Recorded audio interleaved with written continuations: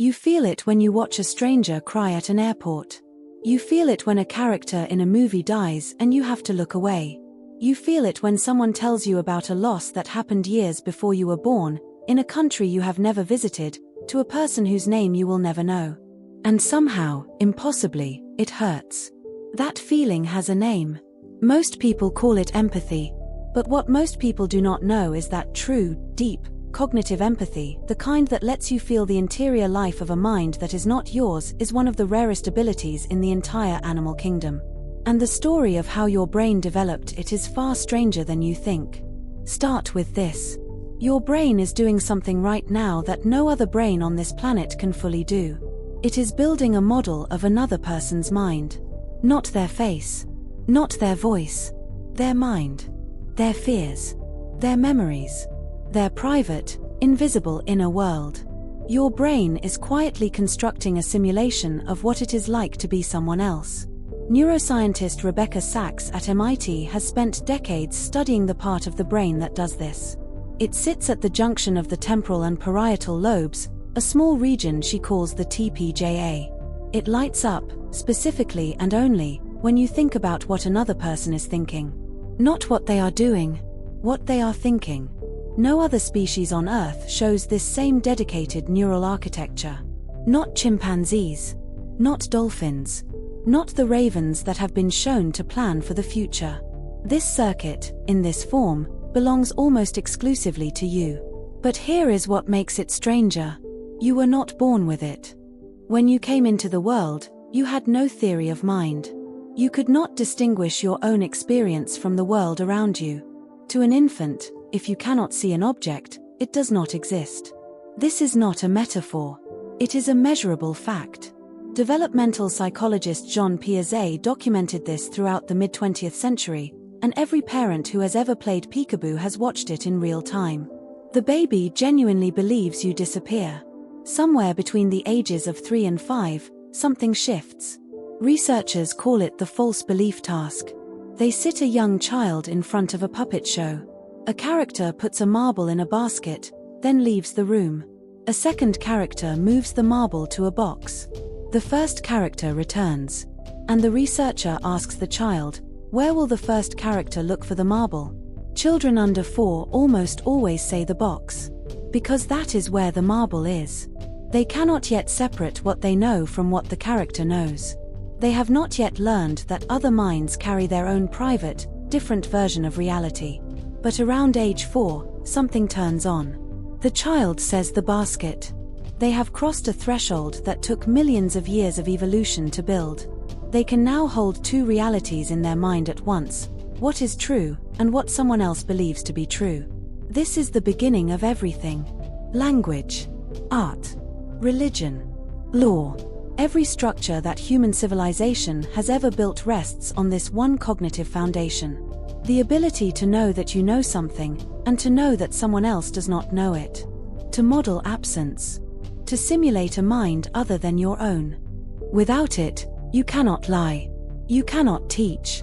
You cannot warn someone about a danger they have not seen yet. You cannot write a story, because a story is nothing but an invitation to inhabit another consciousness. Every novel ever written, every film ever made, every myth ever told around a fire is a theory of mind exercise disguised as entertainment. Primatologist Franz de Waal spent 40 years studying chimpanzees and was one of the loudest voices arguing that animals have genuine empathy. And he was right, in a limited sense. Chimpanzees console each other. They share food. They mourn. They show clear signs of emotional resonance, of feeling something in response to another's distress. But when researchers replicate the false belief task with great apes, something interesting happens. They fail. Consistently. Not always, but reliably enough to reveal a gap. They can read emotions. They cannot reliably model minds. The difference sounds small. It is not. Think about what modeling a mind actually means. It means you can be betrayed. Not just hurt. Betrayed. Betrayal requires knowing that the other person knew something, knew you trusted them, and chose. It means you can feel nostalgia on behalf of someone else, grieving a past they had that you were never part of. It means you can read a book written by someone who died 400 years ago and feel that they understood something about your life. It means you can be moved by music, because music is a sequence of sounds engineered to trigger emotional predictions in a brain that is constantly modeling the future. And when the chord resolves, or does not resolve, you feel it. All of this, from one small region of neural tissue at the back of your skull. Here is where it becomes uncomfortable. The same system that lets you feel empathy is also the system that lets you dehumanize. Psychologist Nick Epley at the University of Chicago has studied how people adjust the amount of mind they attribute to others. When you are angry at someone, you reduce them. You stop modeling their interior life. You see behavior, not experience. History is full of what happens when groups of people systematically stop attributing minds to other groups. The mechanism is not hatred, exactly. It is the absence of modeling. It is the quiet shutdown of the TPJ. And this is the part that should stop you. Because the opposite is also true. You can choose to turn it up. Every time you pause before reacting to someone. Every time you ask what they might be going through before you judge what they did. Every time you sit with a novel or a film or a conversation long enough to let another version of reality take shape inside your head, you are exercising the most sophisticated cognitive tool your species ever developed. You are doing the thing that no other mind on this planet can do in quite the same way. There is a child right now, somewhere in the world, between 3 and 4 years old, sitting in front of a puppet show. They are about to fail the test.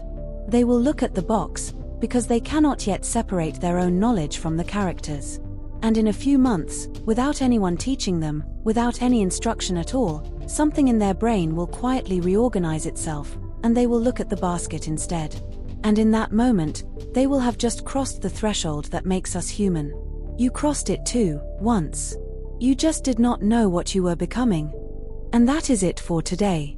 If this video made you see yourself a little differently, that is exactly what we are here for. Every single week we take the biggest questions about what it means to be human and break them down in a way that actually sticks. If you want more of that, hitting the subscribe button takes 2 seconds and means you never miss what comes next. If this video gave you something to think about, the like button helps more people find it, and that matters more than you know. Click the bell after you subscribe so you get notified the moment a new video drops. We read your comments, we see your questions, and they genuinely shape what we make next, so leave one below and tell us what topic you want us to cover. That is all for today. I will see you in the next one.